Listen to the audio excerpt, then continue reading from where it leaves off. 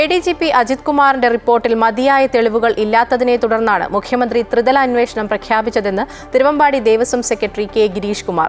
ദേവസ്വങ്ങളുടെ മുകളിൽ പഴി ചാരുന്നത് തെറ്റാണെന്ന് മനസ്സിലാക്കിയിരുന്നു. റിപ്പോർട്ടിലുള്ളത് അജിത് കുമാറിന്റെ മാത്രം നിരീക്ഷണങ്ങൾ. 2023-ലുണ്ടായ പിഴവുകൾ തന്നെ 2024-ലും പോലീസിന്റെ ഭാഗത്തുനിന്നും ആവർത്തിച്ചു. അതിനെയാണ് തിരുവമ്പാടി ദേവസ്വം എതിർത്തത്.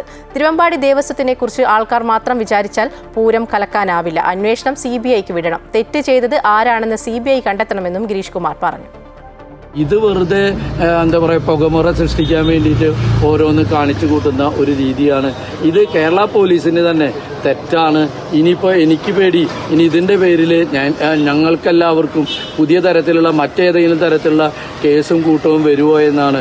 അത് അങ്ങനെ ഈ വൈരാഗ്യം തീർക്കുന്ന ഒരു പ്രതീതിയിലേക്കാണ് പോകുന്നത്. പണ്ട് നമ്മൾ പറഞ്ഞു കേട്ടിട്ടുണ്ട്, ഒരു കള്ളനെ കിട്ടിയാൽ അയാളെ മറ്റുള്ള എല്ലാ കള്ളത്തരങ്ങളും അയാളുടെ മേലിൽ അടിച്ചേൽപ്പിക്കുന്ന രീതിയിലേക്ക് 13,500 പോലീസുകാർ, ഇവിടുത്തെ ഇന്റലിജൻസ്, ഇതെല്ലാം ഉണ്ടായിട്ടും ഈ തിരുവമ്പാടി ദേവസ്വത്തിലെ കുറച്ച് ആൾക്കാർ വിചാരിച്ചാൽ ഇത്രയും വലിയ ഒരു സംഭവം, ഇത്രയും വലിയ ഇന്ത്യയിലെ തന്നെ